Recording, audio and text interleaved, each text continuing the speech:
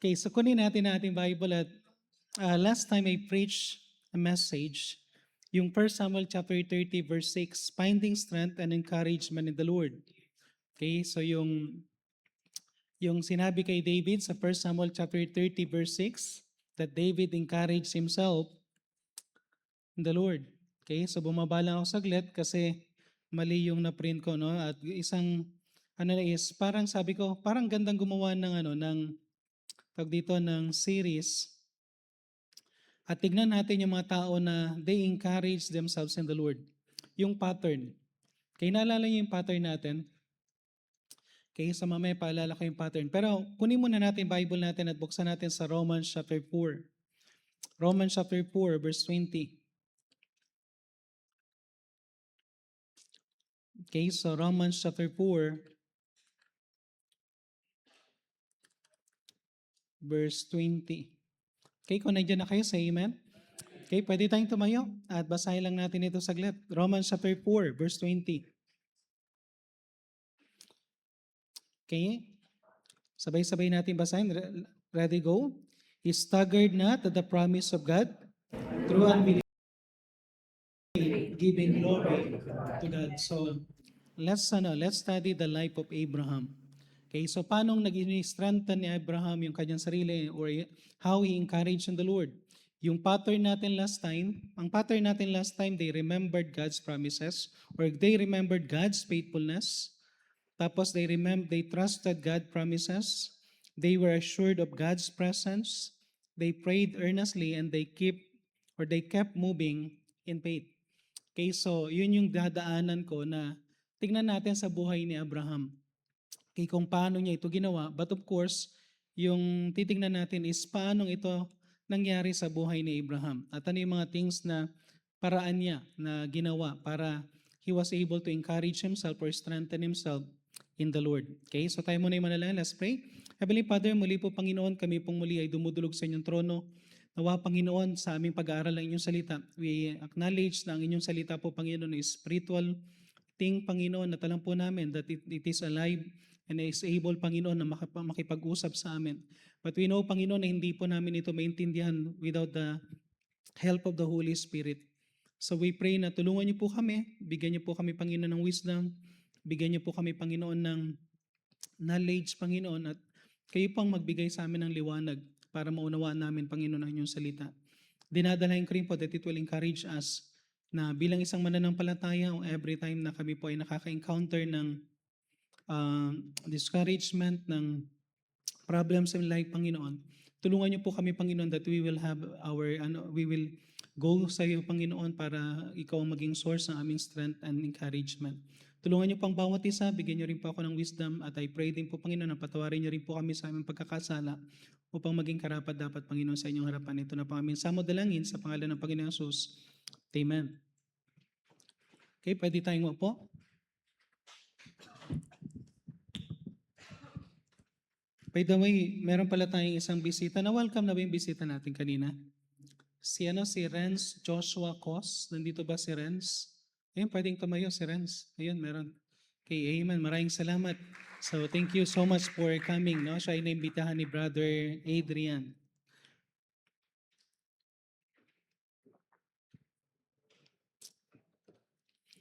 Okay, so tingnan natin ito, no? Si Abraham, one of the things na makikita natin sa Abraham was called the father of faith. Okay, pag sinabing yung father ka ng missions, ibig sabihin ikaw nagpasimula ng mission. Pero pag sinabing the father of faith, isa siya sa bukang bibig ng mga Kristiyano in terms of faith. Kasi siya yung nauna siyang kinakitaan ng pananampalataya. Okay lang, bro, Brad? Parang nag-e-echo. Medyo. Okay, so medyo lang. Okay, so okay na? Medyo pa rin, Brad? Medyo. Okay, sige. So, ipakitimpla na lang habang nagsasalita. So, tinawag siyang father of faith. Pag sinabi kang father of faith, it means napakatindi talaga ng faith ba ni Abraham. Okay? Para sabihin ko sa inyo na it doesn't mean na hindi siya nagkaroon ng struggle in his faith. So, meron siya naging struggles. Mayroong pagkakataon sa buhay yan that he doubted God. May mga pagkakataon na para bang makikita natin, it doesn't mean na in his whole life, he never doubted God. He never failed na magtiwala sa Panginoon. But one thing na makikita natin kay Abraham, experienced a moment of failures in his life of faith. Pero one thing na makikita natin kay Abraham, he always returned to God as his source of strength and encouragement. Okay? So sometimes ganun din tayo, no, bilang mga Kristiyano. Okay, gusto natin, no, sino ba naman dito ayaw ayaw natin na maging katulad ni Abraham na may pananampalataya. So we want to develop our faith. Pero ang problem natin is hindi naman sa lahat ng pagkakataon nandun yung faith natin. Sino sa inyo sometimes nag-doubt kayo sa promise ng Panginoon? Okay? So may mga times, even sa akin, may mga times na magtatanong ka sa Panginoon. So ganun din si Abraham. At hindi ibig sabihin na siya ay father of faith. It doesn't mean hindi na siya nag-doubt. But one thing na makikita natin, he always return to God. He always go back to God. At gusto niya makita niya yung strength niya and encouragement with God. Okay, so makikita natin na si Abraham, makikita natin na simula pa lang, sa may Genesis chapter 12, he obeyed God sa isang place, inutusan siya ng Panginoon, pumunta sa isang place that he doesn't know, tapos nilid siya ng Panginoon doon. That is a great step of faith na ginawa niya na kahit hindi niya alam yung pupuntahan niya pero sumunod. Pero alam naman natin sa Christian life that every step of the way or journey na natin, yung path ng Christian life is not always easy. Okay, sino sa inyo naging madali lahat nung naging Kristiyano? Okay? Hindi naging madali lahat pero nagpapasalamat tayo because we have God in our life na maki-experience natin yung power of God in every trouble, in every problem, in every hardship. Pero darating na magkakaroon tayo ng mga problema. One of the things na makikita natin, sometimes discouragement will come. Okay? So kay Abraham, discouragement came. Of course, nagkaroon din siya ng doubt at nagkaroon din siya ng disappointment. Parang ganun din sa atin, amen? Okay? May mga pagkakataon. Pero isang bagay na makikita natin, tingnan natin, paanong si Abraham, how Abraham encouraged himself in the Lord. Okay? So tingnan nyo kung ano yung mga naging niya at I pray na may matutunan tayo dito. Sino sa atin nadi-discourage? Taas sa kamay. Huwag nyo nang gamitin yung depressed masyado, malalim na yun, no? Doon muna tayo sa discourage. Okay? Pero ano muna tayo? Sometimes na-experience natin yan. Pero tingnan natin to, no? Let's learn from Abraham. Number one, tingnan nyo si Abraham. No? Paano niya in-encourage ang sarili niya sa Panginoon? First, Abraham always built an altar. Abraham's always built an altar. Okay? Kaya na ba yung PowerPoint? Sa Genesis chapter 12 verse 7. Genesis chapter 12 verse 7. So sundan nyo na lang ako siguro sa inyong mga Bible, no? Sa Genesis chapter 12 verse 7. 5 verses ito pero 4 na lang muna yung banggitin natin. Makita nyo sa Genesis chapter 12 verse 7, and the Lord appeared unto the Abraham and said unto thy seed, will I give this land. Okay, so nag-appear ang Panginoon kay Abraham at pinangako niya yung lupa. And there builded he an altar unto the Lord. Okay, so Brad, sundan nyo na lang ako sa verse pag wala pa. Okay, anong nangyayari? May Okay, Genesis chapter 12 verse 7 pala, Genesis 12 verse 7. Okay, so makikita natin he built an altar. Genesis chapter 12 verse 8. Okay, Genesis chapter 12 verse 8, he removed from thence unto a mountain of the east of Bethel and pitched his tent, having Bethel on the west and Hay on the east, and there he builded an altar unto the Lord. Nakikita niyo yung palagi niya, every time na may pupunta siyang place, anong gagawin niya? The first thing that he will do is to build an altar. Palaging may altar. Okay, ganun din mayroong isang pagkakataon dito na yung sa Genesis chapter 13, hindi ko na nabanggit yung ilang mga verses, but sa Genesis chapter 13 verse 18, then Abram removed his tent and came to indwell in the plain of Mamre, which in Hebron, and built there an altar unto the Lord. So makikita niyo ulit na nag-build si Abraham ng altar. So makikita natin isa sa practice na Abraham is to build an altar. Amen? Genesis chapter 22 verse 9. And they came to the place which God had told him, and Abraham built an altar there and laid the wood in order. Ito yung kay Isaac. So palagi niyang ginagawa, no? One of the thing na ginagawa ni Abraham is to build an altar. Alam niyo isang bagay na makikita natin dito? Yung pattern dito na yung makikita natin na tinitignan palagi na Abraham yung faithfulness sa Panginoon is by building an altar. Kung makikita natin, no, one of the thing that will strengthen us or encourage us kapag meron tayong mga problem, katulad kay Abraham, is his practice of worshiping God. Ito yung problema natin madalas. Pag may problema tayo, wala na tayo sa church. Okay? Pag may problema tayo, hindi na tayo nagbabasa ng Bible. Pag may problema tayo, hindi na tayo lumulod. Samantalang, the more na may problema ka, and maraming may mga members sa church, the main reason kapag tinanong mo sila o kaya pag binibisita o kaya kinakausap sila, bakit wala ka na sa church? Pastor, siguro pagka naayos na namin yung problema namin. Hindi ibig sabihin, kung may problema ka sa bahay, may problema ka sa trabaho, may problema ka sa family, whatever your problem, huwag mong tatanggalin ang worship. Okay? So isang reason kasi na nawawala talaga yung worship. Samantalang si Abraham, bakit si Abraham hindi hindi siya nahihirapan, yung kumbaga parang pagdating sa kanyang buhay, makikita niyo siya na na-encourage, nagpapatuloy siya kahit meron siyang doubt because he never stopped worshiping God. At makikita niyo yan sa mga susunod na pag-aaral natin. Habang iniisip ko si Abraham, meron na ako nasa isipan na tao na kahit na may problema, kahit na may matinding dagok sa buhay, anong ginagawa niya? He worship God. Okay? So, marami tayong struggles. At wag na wag mong tatanggalin ang worship mo sa Panginoon. Our worship with God will remind us of the faithfulness of God. Tingnan niyo yung sinabi sa Psalms 92 verse 1. Psalms 92 verse 1. Okay, ang Psalms 92 verse 1, sabi dito, it is good thing to give thanks unto the Lord. Okay? Yung bang pag-worship natin from time to time, kahit na may problema, di ba? In everything, give thanks. In everything na nangyayari sa buhay natin, magpasalamat tayo. Then, kapag nagpasalamat ka sa Panginoon, it will be easy to sing praises to His name. At ang susunod dyan, sabi dyan sa may verse 2, to show forth thy loving kindness in the morning and thy faithfulness every night. Okay? Alam niyo yung tendency na kapag tayo ay nag-worship, kaya ang problem natin kapag hindi na tayo, sometimes pagka may things na nangyayari sa buhay natin, narinig tayong mga promises, may mga sinundan tayong promises, especially when we stand for what is right. Ito yung mahirap kapag bagong mananampalataya, pag tumayo ka sa tama, tapos ang gagawin sa'yo, tatargetin ka ni Satan para ma-discourage, tatargetin ka ng kaaway para hindi ka magpatuloy, then you will stop worshiping. Anong tendency? Lalo kang lulubog.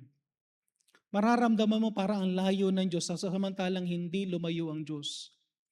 Tayo ang lumayo when we stop worshiping. So makikita nyo dito, gusto ko na ipakita doon sa point number 1, in every places na pupuntahan ni Abraham, one of that great thing na gagawin ni Abraham, for example, pupunta siya sa Mamre, pupunta siya doon sa isang lugar, whatever place na pupuntahan niya, the first thing na gagawin niya is to build an altar. To build an altar. So once natanggalin mo ang altar mo sa Panginoon, lalo kang madi-discourage. Okay? So whatever happens sa buhay natin, do not forget to worship. Do not stop worshiping. Amen? Amen? Para bang iisipin natin, bakit pa ako mag-worship? Malungkot naman ako, kaya nga kailangan mo mag-worship. May sakit ako, kailangan mo pa rin kahit kung hindi mo na para bang tingin mo is parang ang dami mong, alam nyo kapag bagsak ka na nga, discouraged ka na nga, tapos hindi ka pa nag-worship, tanda natin, ang problema nandyan pa rin. Ang problema hindi nawala. Ang problema lang doon, lalong lumala yung discouragement mo. Dahil sa discourage mo, ayaw mong mag-worship, hindi ka na nakaligo, no? Pinabayaan mo na yung sarili mo, hindi na ako maliligo, hindi na ako magsusu-worship, hindi na ako attend sa klase ko, hindi na ako magtatrabaho.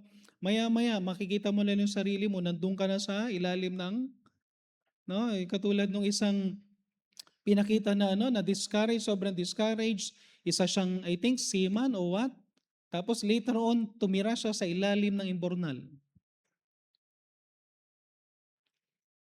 Okay? Sometimes, ang self-pity yan ang pinakamahirap na once na nagkaroon na tayo ng discouragement na huminto na tayong mag-isip ng maayos at mag-worship lalo sa Panginoon.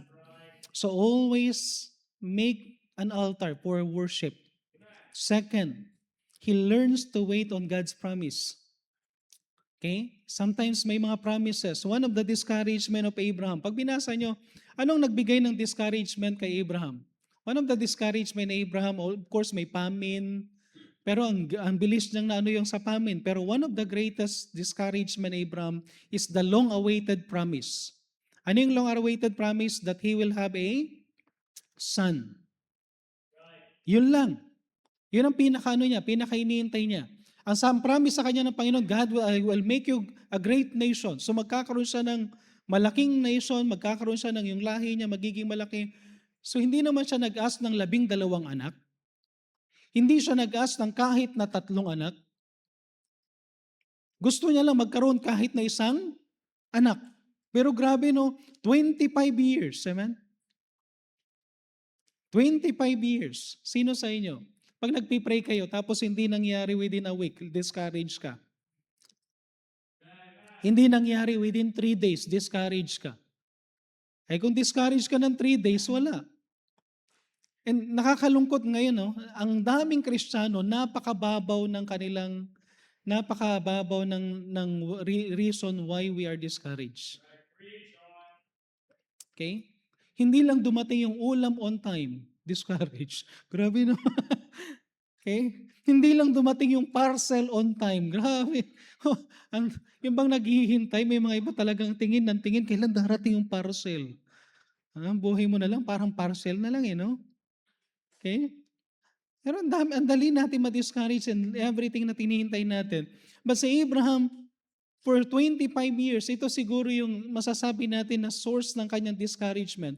But one thing na basahin nyo, Romans chapter 4 verse 20, and I appreciate Romans chapter 4 verse 20. Ang tagal ko na itong binabasa, pero alam niyo, yung sometimes kapag nag-aaral ka ng Bible, magiging interesado ka sa bawat word. Okay? So, yung mga Bible, sa mga LBCA, huwag kayong madismaya o kaya huwag kayong magsawa sa etymology saka word building. Amen?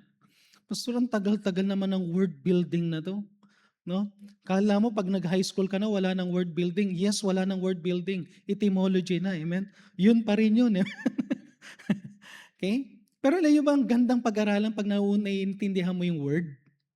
Naintindihan mo yung pinaka-root word niya, kung paano mo Then sabi sa Bible, he staggered not at the promise. It doesn't mean that he did not struggle. Okay? Sabihin ko sa inyo to, nag-struggle siya sa promise. Pero ano ibig sabihin ng he staggered not at the promise? The word staggered, it means a Greek word. Sa Greek word, it means diakrino or diakrino. Okay? Diakrino, nang ibig sabihin is hindi yung separate thoroughly. Ibig sabihin, pag sinabing he staggered not, hindi siya nag-separate thoroughly sa promise. Sometimes nagkakaroon ka ng struggle pero hindi ka humihintong maniwala. Amen? Amen? Nakukuha niyo yung paliwanag na yon?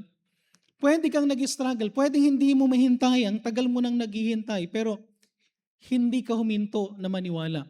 So Abraham struggled in waiting but not stop in believing. Okay? Nag-struggle siya sa kakahintay, ang tagal eh. Ang tagal naman ito, ang tagal naman. Pero hindi niya inisip na hindi mangyayari. Ang nasa isipan niya pa rin, Lord, pinangako mo. Lord, pinangako mo. Okay? Hindi niya lang alam kung paano ang gagawin ng Panginoon. Marami siyang mga nasa isipan. Sometimes our problem is, itong problema natin. We are struggling, pero ang problema natin when we stop believing. Pag huminto ka ng maniwala sa Diyos, yan na ang pinaka-ano. At once na nagkaroon ka na ng huminto ka ng maniwala sa Diyos, later on sasabihin mo, hindi yata totoo ang Diyos. Hindi yata totoo yung Bible. Sayang lang yung yung pakikinig ko ng salita ng Diyos. Yung mga Bible college, Bible school students, sabi nila, sayang lang na nag-enroll pa ako. Okay? Kala nila, panghihinayang. Pero sa totoo lang, hindi naman, ang pangako ng Panginoon, hindi ibig sabihin na pag nangako ang Panginoon at hindi nangyari agad, hindi na mangyayari, mangyayari pa rin. Maghintay ka lang. Sometimes mag-struggle tayo, pero wag kang aalis. Wag kang mag-stop in believing. Okay? Genesis chapter 15 verse 2. And Abraham said, Lord God, what wilt thou give me, saying I go childless? Sabi ni Abraham, Lord, ano pang pwede mo bang gawin sa akin? Ano pang mga bagay na magandang bigay mo sa akin? Kung wala naman akong anak. Kaya naghihintay siya sabi, Lord, sabi mo, gagawin mo akong great nation. Pero wala naman akong anak for several years. Dumating siya sa punto na sa kanyang kakahintay, sa kanyang kakainip, sabi niya, meron akong servant, si Eliezer. Ang sabi niya sa verse 3, and Abraham said, Behold to me, thou hast given me no seed, and lo, one born in my house, and mine here. Sabi niya, merong pinanganak sa tahanan ko, yung anak ni Eliezer. Siya na lang. Amen? Nakikita niyo yung struggle niya? Pero sabi ng Panginoon, hindi. May bibigay talaga akong anak para sa'yo. Okay? Tapos ang sumunod niya, sinabi niya, nagkaroon na siya ng anak, di ba? Nagkaroon siya ng anak sa pagkakasala nga lang. Okay? Dahil hindi ito kalooban ng Panginoon. Sa Genesis chapter 17 verse 18, nagkaroon siya ng anak kay Hagar, ang servant ni Sarah. At ang sabi ni Abraham ulit, Abraham said unto God, "Oh, that Ismael might live before thee." Lord, total ito naman, anak ko naman talaga to. Sana lang. Pero sabi uli ng Panginoon kay Abraham, verse 19, and God said, Sarah thy wife shall bear thee a son indeed. Abraham, hindi mo naintindihan, hindi ka lang makapaghintay, pero sabi ng Panginoon, magkakaroon ka talaga ng anak, legitimate na, yung legal na anak sa iyong sariling asawa. Amen? Okay, so makikita natin dito na paulit-ulit yan ng Panginoon. No? At si Abraham talagang para bang piling na Abraham, But honestly, sa atin lang kuminsan ganito, hindi lang tayo makapaghintay. Ang pinakamahirap gawin ng isang Kristiyano ngayon is to wait. Amen? Okay, hintay lang. Pag sinabi ng Panginoon, wait, at least hindi no. Amen? Pag sinabi ng no, patay. Wala na talaga. No na yun eh. Pero pag sinabi ng Panginoon, wait, at least Lord, at least wait. Hanggang kailan Lord? 25 years. Hindi ko alam kung gaano katagal. Pero ang Panginoon, nagbibigay siya ng time. And God's timing is the right timing. Amen? Maaaring hindi pa ngayon. Okay? Pero hindi ibig sabihin na hindi pa ngayon, hindi ka magre-ready. Mag-ready ka. Okay? Mag-ready ka lang. Darating ang panahon. At Abraham learned something. Paano siya na-encourage? Paano siya nagkaroon ng encouragement? Number 2 na makikita natin, he learns to wait on God's promise because finally in Genesis chapter 21 verse 1, ang sabi sa Genesis chapter 21 verse 1, and the Lord visited Sarah. Amen? This time, binisita na ng Panginoon si Sarah sa verse 2, and Sarah conceived and bare Abraham a son in his old age. At the set time of which God had spoken to him. Sinong nagsiset ng time? Sinong nagtatakda? Ang Diyos. Alam nyo, gusto mo ma-encourage? Wait for the right time of God. Pag sinabi ng Panginoon, hindi pa. Okay? Okay, kayo mga sometimes sa mga staff worker, kung kailan kayo isa-send out o kaya kung kailan kayo alam nyo, hintayin nyo yung right time. Hintayin nyo yung right time. Huwag muna kayo magsabi na, Pastor, baka mag-rapture na. Hindi ko mag-rapture.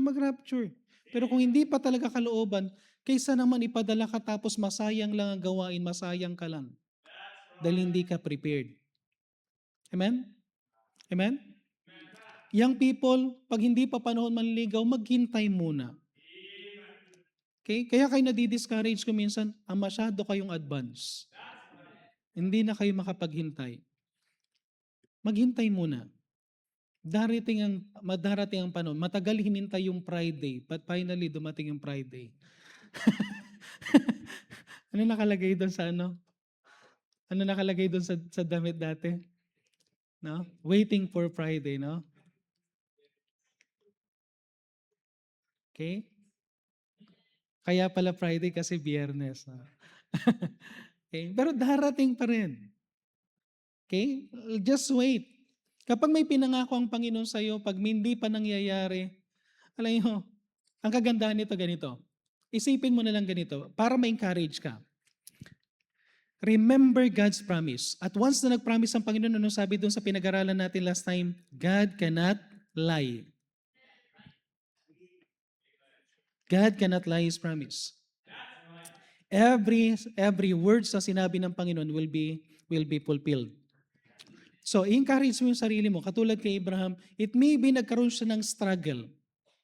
Pero ang gusto kong sinabi sa kay Abraham, he staggered not. He struggled in the promise, but he did not stop believing the promise. So, do not stop believing the promise. Okay? Mangyayari at mangyayari yan. Then finally, masasabi mo, Lord, grabe no? Kung kailan imposible. Di ba maganda yung pag posible, then sasabihin mo, ay nangyari yan kasi because possible lang yan eh. Pero kapag imposible, then sa masasabi mo, ang kumilos dyan is the God of impossible. Okay? So wait, number 3. He experienced God even in a strange place. He experienced God even in a strange place. So first, nakita natin that Abraham always built an altar. Yan ay pagpapakita na yung faithfulness ng Panginoon, remembering God's faithfulness. Tapos yung pangalawa, na natuto siyang maghintay, na yan yung pinaka number 2 rin natin doon sa last message na we need to trust God's promises. Tapos yung number 3, experience God even in the strange place. Ang promise dito is the assurance of God's presence. Na kahit saan tayo magpunta, makikita mo ang pagkilos ng Panginoon. Alam niyo, sometimes, kung minsan totoo yung sinasabi natin na dapat nasa kalooban tayo ng Panginoon. Dapat ilagay mo yung sarili mo sa kalooban ng Panginoon. Dapat ang pinaka-safest and enjoyous, yung place na mag-enjoy ka is the place na yung perfect place, yung God's will. But it doesn't mean na pag wala ka sa God's will, wala rin ang presence ng Panginoon. Alam niyo ba na kung minsan makikita natin na kahit na nagkakasala ka na, ang Panginoon nandiyan pa rin na tumitingin sa'yo. Sometimes naghihintay na lang siya sa'yo na hihingi ka ng tawad, hihingi ka ng tulong. Sa tingin nyo, si Jonah hindi sinamahan ng Panginoon doon sa belly ng malaking isda? Hinintay lang naman ng Panginoon na mag-pray. Kaya lang, tagal kasi nag-pray ni Jonah eh. 3 days. Sometimes, kung minsan may problema na tayo, anong problema natin? Naghihintay lang Diyos, umingi tayo ng tawad. Naghihintay lang Panginoon na tumawag ka. Ang tagal mong tumawag. Sometimes it takes days, weeks, months, years, bago ka tumawag sa Panginoon, samantalang napakalapit ng Panginoon. One call away. Amen? Amen? So, makikita natin dito, anong ginawa ni Abraham? Because of famine, saan siya pumunta? 2 place ang pinunta niya. Pumunta siya sa Egypt, saka sa Gerar. No? At ang sabi dito sa Hebrews chapter 12 verse 17. Hebrews chapter 12 verse 17. And the Lord plagued Pharaoh and his house with the plagues because of Sarai's Abraham's wife. Naka-experience ng plagues si Pharaoh because of Abraham's wife, kay Sarah. Okay? So makita natin dito na pumunta sila doon sa Egypt dahil doon sa famine, which is actually ang pinaka dito is yung trust ni Abraham nawala yung kanyang tiwala. Pumunta siya sa Egypt. At dahil nandun siya sa Egypt, hindi niya sinabi na mag-asawa sila. Diba yung ginawa niya dito for twice? Ang sabi niya, nang tinanong, sino siya? Kapatid ko. sister ko. Okay? So dahil takot siya na baka patayin siya sa place. And because sinabi niyang sister, kinuha ni Pero si Sarah. Imagine mo, no, kung ikaw si Abraham, hindi ka ba natatakot o baka kung anong gagawin ni Pero sa asawa mo? Okay? Pero makita natin dito, even si Abraham ay takot na hindi nakapagsalita. Ang sabi dito, the Lord plagues Pero. Pinarusahan ng Panginoon si Pero. At ang sabi niya dito sa verse 18, and Pero called Abraham and said, what is this that thou hast done unto me? Why didst thou not tell me that she was thy wife? Paanong nalaman ni Pero na asawa niya si Sarah? Ang Diyos. Okay? Tanungin ko kayo kuminsan. Paanong nabunyag yung sekretong kasalanan ko? Kahit walang nakakita, tandaan nyo, merong Diyos. Everything is alam ng Panginoon. Kaya nga mahalaga dyan, pagka kinakalabit ka na ng Panginoon, makinig ka na. Pag tinatapik ka na ng Panginoon, makinig ka na. Dahil ang susunod, pagkatapos ng kalabit at tapik, anong susunod? Una, kalabit. Susunod, tapik. Ang susunod, palo. Pag hindi ka pa nakinig, scourging. Ano yung scourging? Hampas. Palasakit ng pasakit, ano? Kasi ang Diyos kahit nasaan kang nandyan ang alam ng Diyos lahat yan. Okay, pero isang bagay na makikita natin dito, alam niyo yung pag-iingat sa atin ng Panginoon? Gusto ko lang ma-appreciate nyo to, no? Dahil anak ka ng Diyos, kahit gaano tayo kasuwail, kahit gaano katagas ang ating ulo, kahit gaano tayo unfaithful sa Panginoon, dahil anak tayo ng Diyos, hindi tayo basta-basta iwanan. Ang gusto ng Panginoon, i-lead tayo sa tama. That's why ang ginagawa ng Panginoon kasama. Pastor, hindi ko ba kasama ang Diyos pagka ako ay nagbabackslide? Nandyan ang Panginoon. Nandyan pa rin siyang kumikilos para ituwid ka, para ibalik ka sa Kanya. Marami siyang way para ibabalik tayo sa Kanya. Pero hindi Kanya iniwan ng Diyos. Ikaw ang nangiiwan, tayong nangiiwan sa Diyos. Hindi ang Diyos ang nangiiwan sa atin. Sometimes hindi lang tayo marunong makinig.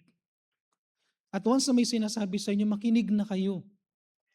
Amen? Makinig na tayo. Katatapos lang ng SONA, meron na namang sinaksak na estudyante. Naglagay ng panaksak. Ang galing, parang ang kaisipan na ng mga estudyante ngayon is para bang akala nila walang makakapigil sa kanila, akala nila ang ganda ng ginagawa nila. But honestly, kung ikaw na estudyante ayaw magpa-correct, ayaw mong sumunod sa authority, sabihin ko sa iyo, someday, ngayon wala pang parusa na binibigay sa mga juvenile, pero ano pang magiging mangyayari sa iyo? Anong mangyayari doon sa bata na bumaril doon sa Tacloban? Pag someday nakalaya yan.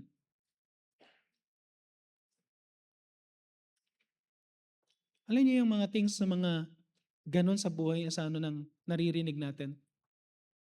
And sabihin ko lang sa inyo, bilang isang Kristiyano, ang Panginoon, kung tunay kang anak ng Diyos, kasama mo siya kahit saan ka pumunta at nandyan pa rin siya para magkukorek. Nagsinungaling si Abraham. Walang pananampalataya sa Abraham, pero sinamahan pa rin ng Diyos. Pagdating kay Abimelech, ganun ulit, sa Gerar, pumunta siya sa Gerar at nagustuhan ulit ni Abimelech si Sarah. Ang sabi dito sa may Genesis chapter 20 verse 6, and God said unto him in a dream, no? Kinausap naman ng Panginoon. This time, nanaginip siya. At ang sabi ng Panginoon, I know that thou didst in integrity of thy heart, for I also withheld thee from sinning against me. Sabi ng Panginoon kay Abimelech, ayoko magkasala ka, Abimelech, therefore suffered I thee not to touch her. Huwag mong gagalawin si Sarah. At ang sabi niya dyan sa may verse 7, now therefore restore the man's wife, for he is a prophet, and he shall pray for thee, and thou shalt live, and thou shalt restore her not. If thou restore her not, know that thou shalt surely die, sabi ng Panginoon. Imagine mo to, no? Nakakita ka ng nasa isipan mo, nagsinungaling si Abraham. Wala siya sa pananampalataya, and yet, grabing protection na ng Panginoon. Para yung question uli sa Psalms 8 verse 4. Sino tayo para pag-isipan ng Panginoon? Sino tayo para, what is a man that thou art mindful of him? Maganda, i-personalize natin yung damit na yun eh. Who am I that thou art mindful of me? Yung bang, kuminsan wala kang tiwala, wala kang takot sa Diyos, wala kang respeto sa Diyos, pero ang Diyos nandyan pa rin, ginagabayan ka pa rin. At ang na-realize ni Abraham, one thing na na-realize niya, na hindi siya iniwanan ng Diyos. Genesis chapter 20 verse 11. Ang sabi ni Abraham, and Abraham said, sabi niya kay Abimelech, because I thought surely the fear of God is not in this place. Akala ko walang fear of God in this place. Akala ko hindi nag-work ang Diyos dito sa place na to. One thing he realized, even in Egypt, even in Gerar, God is still working. So totoo yung sinabi ng Hebrews 13 verse 5, I will never leave thee nor forsake thee. Discourage ka? Alam mo ba na habang nagmumukmo ka doon sa katabi mo ang Panginoon, gusto niya lang makipag-usap sa'yo, ayaw mo lang buksan yung Bible. Habang nagmumukmo ka at umiiyak doon sa higaan mo, nandun lang ang Panginoon, hinihintay ka lang niya na buklatin mo yung Bible, mag-pray ka sa Kanya, makipag-usap ka sa Kanya.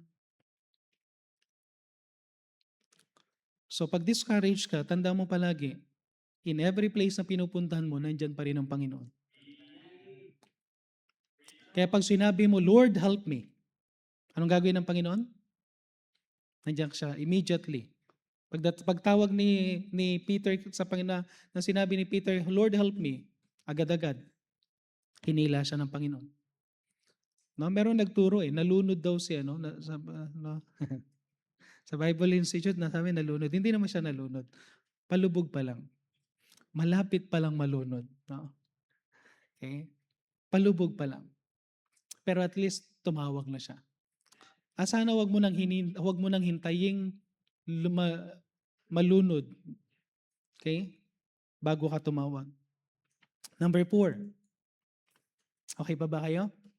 Okay, number 4, he honestly prayed for what he desired. He honestly prayed for what he desired. Yun yung point number 4 natin last Wednesday. He prayed honestly. Ang sabi dito sa Genesis chapter 15 verse 1, after these things, the word of the Lord came unto Abram in a vision, saying, Fear not, Abram, I am thy shield, and thy exceeding great reward. And Abraham said, nung sinabi ng Panginoon yung promise na nandito lang ako, Abraham, huwag kang matakot, nandito lang ako. And Abraham said, Lord God, what wilt thou give me, seeing I go childless? Alam niyo, very simple lang yung prayer na yan. Pero yung prayer na yan is, ito yung isang bagay na maganda kay Abraham. He is honest before God. By the way, kahit hindi mo sabihin, alam na ng Diyos kung ano yung sinasabi mo. Kahit hindi ka nagsasalita, nababasa niya. Kaya lang, alam niyo ba na, sabi nila, Pastor, kung alam naman ng Panginoon pala yung need natin, bakit kailangan pa tayo mag-pray? May mga pilosopo. Ba't kailangan pa natin mag-pray? Ba't kailangan pa nating banggitin? Ba't kailangan pa nating isa-isahin? Kung alam lang pa ng Panginoon yung, maririnig niya naman pala yun. Lahat pala maririnig niya. Actually, sa totoo lang, hindi kailangan ng Diyos na banggitin mo para marinig niya. Hindi kailangan ng Diyos na banggitin mo para maintindihan ka niya. Pag nagpipray tayo, tinutulungan natin yung sarili natin. Honestly. Para maramdaman natin na nasabi natin sa Panginoon yung panalangin natin. At naging humble tayo na sabihin sa panalangin. Actually, ang hinihintay ng Panginoon is yung humility mo na lumapit sa Kanya. Parang tatay, parang nanay. Pag ang nakita mo yung anak mo na gutom, di ba gusto mong pakainin? Kaya lang kapag matigas ang ulo na may ginawa na talaga, anong gagawin mo? Hihintayin mo siyang humingi ng tawad? Lalong-lalo na kapag sinabi niya, hindi ko kayo kailangan. Mga gano'n, drama. Nasubukan na ba ninyong masabihan ng gano'n? Kaya, Pero later on, pagka makita ng nanay yan, sometimes hinihintay lang natin na masabi na, tag dito yung pag-amin, pagsusumamo. At ganun din ang Panginoon. Okay? Sabi niya, Lord, thank you sa lahat ng blessing, pero I go childless. Yan ang aking prayer request. Yan ang aking desire. Then ang sabi ng Panginoon, Genesis chapter 12 verse 2. Actually, bago pa lang niya sinabi yan sa Genesis chapter 12 verse 2. Di ba nang kinuman ng Panginoon, umalis ka sa iyong bayan tapos pupunta ka sa isang lugar? Then ang promise na kagad ng Panginoon sa verse 2, I will make thee a great nation. And I will bless thee, and I make thy name great, and thou shalt be a blessing. Sa tingin ko nung unang ginawa ng Panginoon yan, isa siguro sa mga isa reason bakit nag-obey si Abraham. Because merong promise na bibigyan siya ng kanyang dinidesire. And that is a son. Amen? Pero lang isang bagay na makikita natin, alam ng Diyos, pinangako yan ng Diyos, pero bakit pa ulit-ulit na binabanggit ni Abraham? Kasi yung doubt niya, nagda-doubt siya. Pero ang Panginoon, gusto rin ng Panginoon na kahit na ma-mention niya na ma-mention. And every time na may minimension ni Abraham, sometimes hinihintay na lang ng Panginoon, hintay mo lang Abraham, merong perfect timing, pero gusto ko yung ginagawa mo na palagi mong minimension, palagi mo nang minimension. Alam niyo kung bakit? The more na minimension mo, ibig sabihin, hindi ka umaalis sa promise. Pag nag-stop ka na mag-pray, anong ibig sabihin? Sumuko ka na. Pero ang ginagawa ni Abraham, Lord, anong prayer request mo? Pag tinanong si Abraham, anong prayer request mo? Lord, the same, anak. Pagising niya na umaga, Lord, naghihintay ako nagpipray pa rin ako ng anak. For several years, after 10 years, nagpipray na ako ng anak. The 15 years, Lord, anak. 20 years, anong prayer mo? Anak. 24 years, anong prayer mo? Anak. Hindi siya minto. At ang sabi dito sa may Genesis chapter 15 verse 4, and behold, the word of the Lord came unto him, saying, this shall not be thine here, but he that shall come forth out of thy own bowels shall be thine here. So sabi niya sa Genesis 15 verse 4, Brad. So sabi niya, hindi si Ismael. Ang magiging anak mo talaga, galing talaga sa inyong mag-asawa. Amen? Grabe, no? Pero ang kailangan mo lang gawin, huwag kang huminto. Pray. Pray. Discouraged ka na? Anong gagawin mo? Pray. Hindi mo alam kung anong gagawin mo? Pray. Hindi ko alam kung kailan darating? Pray. Amen? Don't stop. Then lastly, so yung pattern na nakita natin, he remembered God's faithfulness, he trusted God's promise, he was assured of God's presence, he prayed honestly. Tapos yung point number 5 sa preaching nung last time, they kept moving in faith. Makikita natin sa Abraham. By faith, he obeyed God unquestionably. Okay, by faith, he obeyed God unquestionably. Patuloy lang siya. Sumusunod lang. Sabi ng Panginoon, alis ka dyan sa tahanan mo, pumunta ka doon sa lugar na sasabihin ko sa iyo. Tapos pag nandun na siya sa lugar na yun, sasabihin ng Panginoon, alis ulit tayo. Then alis ulit siya. Then pag sinabi ng Panginoon, gawin mo to, alis ulit siya. So every time na meron siyang nautos ang Panginoon, susunod lang ng susunod sa Abraham. Pero sabihin ko sa inyo to, habang sumusunod tayo sa Diyos, itong expect natin palagi. From time to time, expect testing. Okay? Palalim yung testing. Sabi ng Panginoon, umalis ka sa iwanan mo lahat. Anong ginawa ni Abraham? Nag-obey ba siya nung umalis siya sa Genesis chapter 12? Sabi niya, umalis ka sa iyong sa iyong bayan, pumunta ka, iano mo lang ang buong family mo. Anong ginawa ni Abraham? Sa totoo lang, hindi siya sumunod. Sinama niya si Lot. Sumunod ba siya totally? Sa akala natin kuminsan pag nagbabasa tayo ng Bible, ba't ganun? Sumunod naman siya talaga. Hindi siya sumunod. Partial lang siyang sumunod dahil dinala niya si Lot. Anong nangyari nung magkasama sila ni Lot? Nag-awa yung Yung mga servant, di ba? Hindi naman sila nag-away na dalawa, yung servant nag-away. So anong ginawa ng Panginoon? Pinamili, mamili ka. Punta ka dito, pupunta ako doon. Kung saan ka pipili, doon ako sa kabila.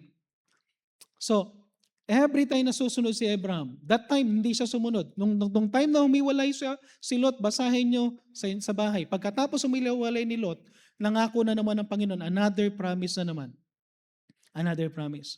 Pag sinabi ng Panginoon, punta ka doon sa place at pumunta si Abraham, another promise. Paluwang ng paluwang. But finally, nung lahat okay na, amen? Sometimes sa Christian life, parang Lord, hanggang kailan yung magiging testing? Walang katapusan, amen? Kung kailan akala mo okay na, biglang sasabihin ng Panginoon, Genesis 22 verse 1, "And it came to pass after the things that God did tempt Abraham and said unto him, Abraham, and he said, Behold, here I am.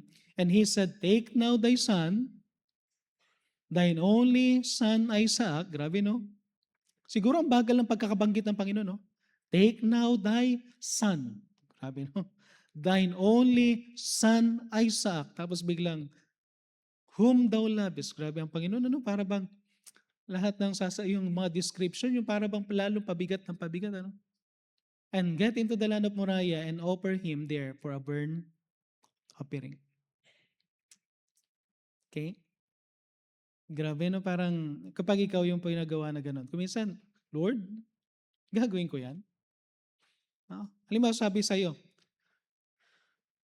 sa'yo, kumuha ka ng sinabi sa'yo ng Panginoon, you need to resign sa work. Grabe, so paano na yung, paano na yung family ko? Paano na yung need namin? Paano na yung, di ba?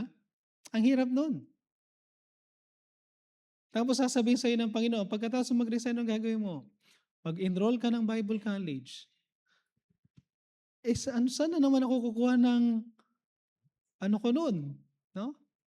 Pampaaral ko noon, paano yung family ko na maiwanan? Dami mong iisipin. Okay?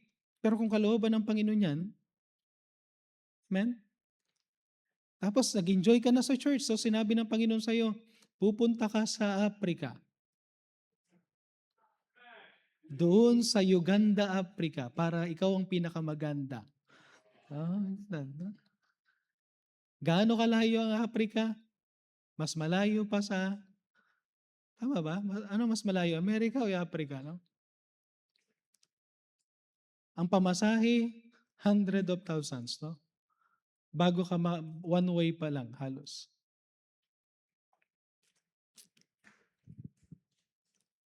Okay?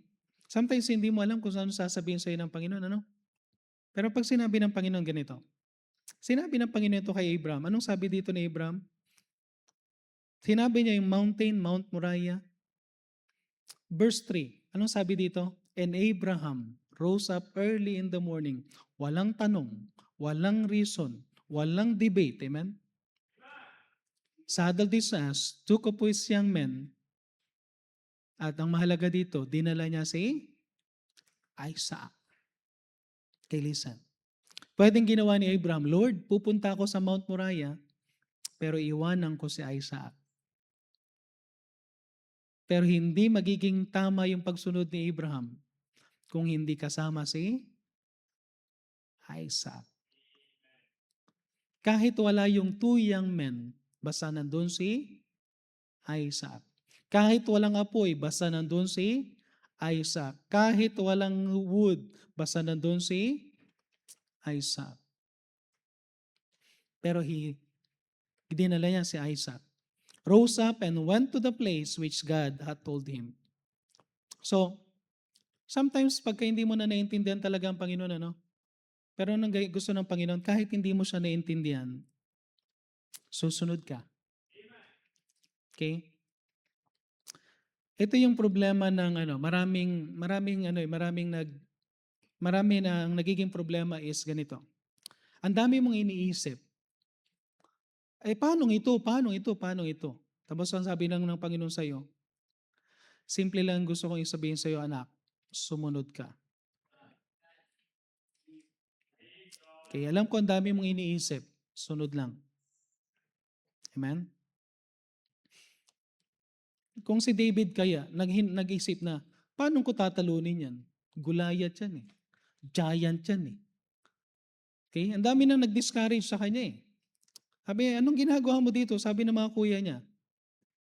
Okay? Ano ka lang, nag-ano ka dito? Nag-osisero? Tapos pagdating niya kay King, King Saul, sabi ni King Saul sa kanya, hindi ka pwedeng lumaban dyan. Bata ka pa, yan. Warrior na yan, mula pa ng bata siya. Isa pa, giant yan, lahat nga takot eh. Pero lang isang bagay na kay David, kung makikita nyo, sunod lang siya dahil sa isipan niya, sabi nga ni David eh, wala akong sword. Ikaw, pumunta ka rito with your sword, with your spear, with everything na meron ka. Sabi niya kay Goliath. Pero ako wala akong sword. Pero ang dala ko ang Panginoon. Amen? Dala ko ang Panginoon. So, wag tayong magano lang. At nung time na verse 12, sabi diyan sa may verse 12, and he said, lay not thine hand upon the lad, neither do thou anything unto him. For now I know that thou fearest God, seeing thou hast not withheld thy son, thine only son from me. Tapos sunod-sunod na yon, yung promise ng Panginoon, that in blessing I will bless thee. So, anong makikita natin kay Abraham? Marami siyang dinaanan, but he became one of the great men because he did not allow discouragement, he did not allow struggles, he did not allow disappointment or whatever things na naramdaman niya, kundi nasa isipan niya lang, God is faithful. Okay? I can trust God's promise. God is with me. I can pray anytime sa Panginoon, and I need to keep on moving. Okay? Okay, talunan ka na pag huminto ka na. Ulitin ko, talunan ka na pag huminto ka na.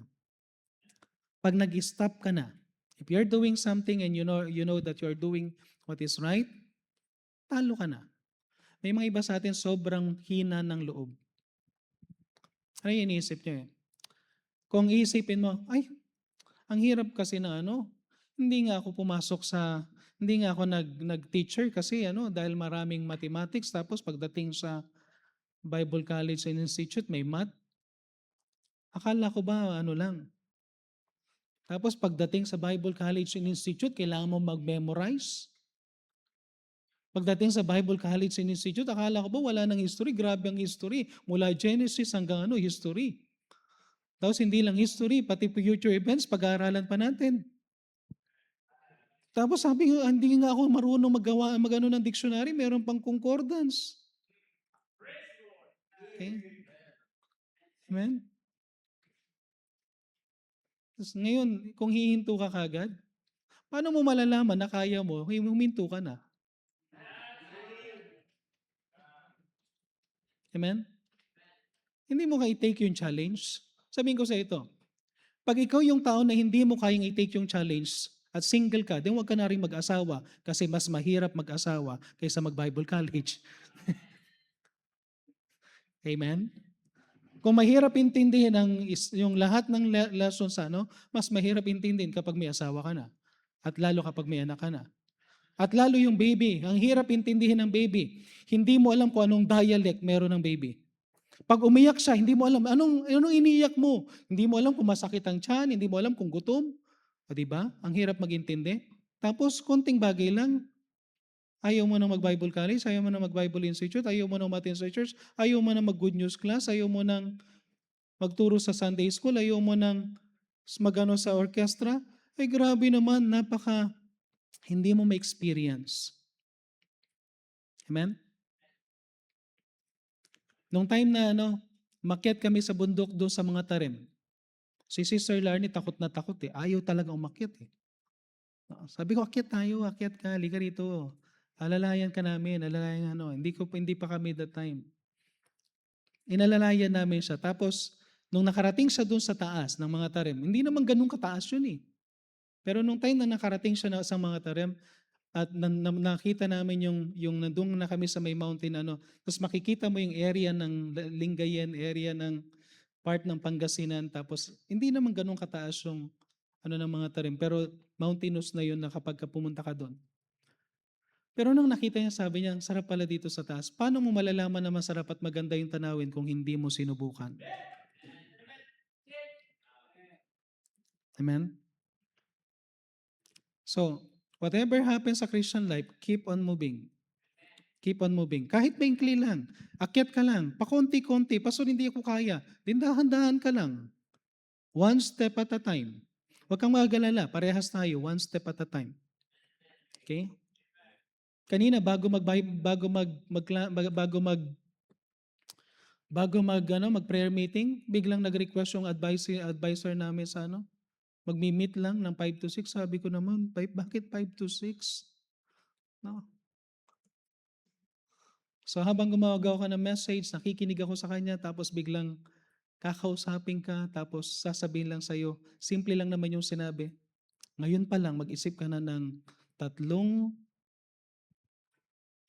research title. At bawat research title, dapat meron kang 3 research questions. Sabi ko, saan ko iisipin nyo? Wala akong naiintindihan. Okay? Pero diretso lang, diretso lang. Kasi kung na-discourage na ako kanina pa lang ng 5 to 6, wala na ako ngayon dito. So tinatapos ko yung tinatapos ko yung message. Pero habang sinasabi niya yon, then ang tanong ko na lang sa kanya, Sir, saan ako pwedeng humanap ng para lang makita ko yung at magkaroon ako ng idea? So, hindi ibig sabihin hindi ko alam.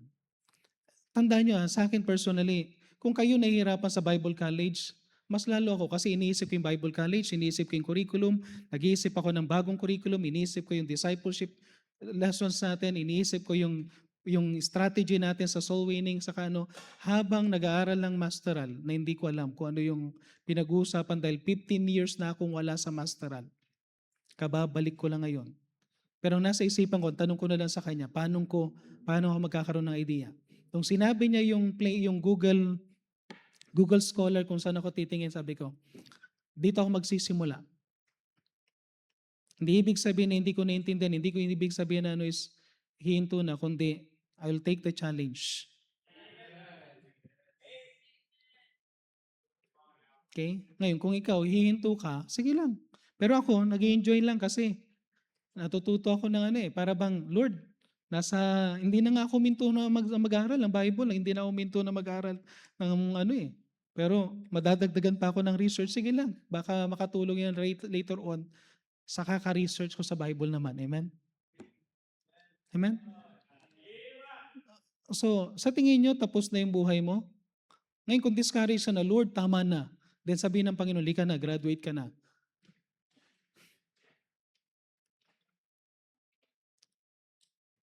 Tuloy pa rin, amen? Amen? Okay? No? Bigla kang tumayo sa sarili mong gano'n, tapos sa harapan ng salamin, sampalin mo na ilang beses yung sarili mo, tutuloy ako, amen? Okay? Amen? Gagawin ko pa rin to. I will not be discouraged, I'll just encourage myself in the Lord. Amen? So pwede tayong tumayo lahat, magkaroon tayo ng short invitation. I don't know kung saan tayo kinausap ng Panginoon, but I'm praying na challenge ko to sa atin, no? Ako, challenge ko sa sarili ko. I will make a series ng na to. Okay? Habang pinipreach ko si Abraham, iniisip ko na si Job, iniisip ko na si David, iniisip ko na si Jonah. Lahat ng mga na-discourage sa Bible. Elijah, how they encourage themselves in the Lord. Sabihin ko sa inyo to, no? Kung sa tingin mo wala na makakapag-encourage sa'yo, grabe naman. Wala ka pa sa katiting ni Abraham, pero si Abraham na-encourage ng Panginoon. So whatever things na dinadaanan mo, kaya kang i-encourage ng Panginoon. So habang tumutugtog ating pianist, hindi na natin patatagalin if God spoke to our hearts.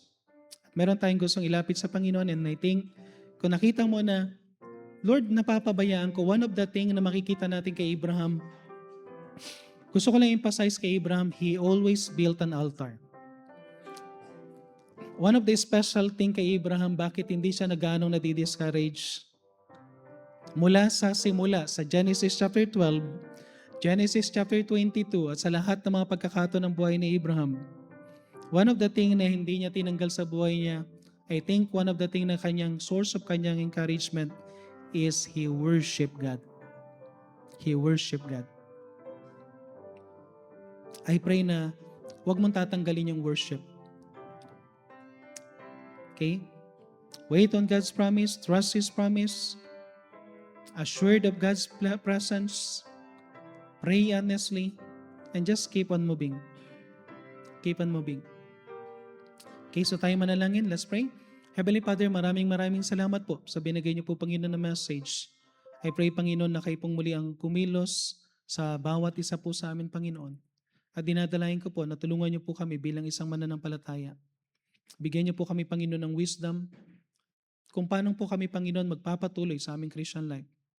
Tulungan niyo kami, Panginoon, na gawin namin, Panginoon, kung ano yung nararapat. Hindi kami hihinto, hindi kami susuko. We will not allow the discouragement, although sometimes we experience discouragement. Sometimes, Lord, patawarin niyo po kami. Sometimes without you, Panginoon, and sometimes we question you. But I pray, Panginoon, na tulungan niyo po kami to just continue on. Hindi kami hihinto, Panginoon. And whatever things na matutunan namin, Panginoon, sa mga lessons na to, na kung paanong si Abraham, one of the source ng kanyang encouragement is he always built an altar. And I pray, Panginoon, na pag ma-remember namin, Panginoon, ng mga series na to, ang bawat pangalan, Panginoon, we will remember at least one thing na meron kaming makikita sa Kanya, Panginoon. At pray na maalala namin palagi that si Abraham palaging mayroong altar. Hindi siya nag-struggle siya sa promise. But he never staggered, Panginoon, sa promise. He never depart, Panginoon, sa promise. So tulungan niyo po kami, Panginoon, na huwag kaming huminto, Panginoon, na magtiwala sa inyong mga pangako. Lord God, these are the things, Panginoon, na pwede naming maalala kay Abraham regarding sa paano niya in-encourage ang sarili niya sa inyo. Tulungan niyo pang bawat mananampalataya that we will be encouraged to go on, to continue. At tulungan niyo po kami, Panginoon, na gawin namin, Panginoon, ang nararapat. Ito na po, Panginoon, aming samadalangin sa pangalan ng Panginoon Yesus. Amen and amen. Okay, so tawagin natin ating song leader. Okay, at after the song leader, tilingin ko si Missionary RB. Ikaw ang mag-pray, Missionary. Sige po, awitin po natin ating closing song, Papurihan ng Diyos. Awitin po natin ang unang stanza ng awitin ito.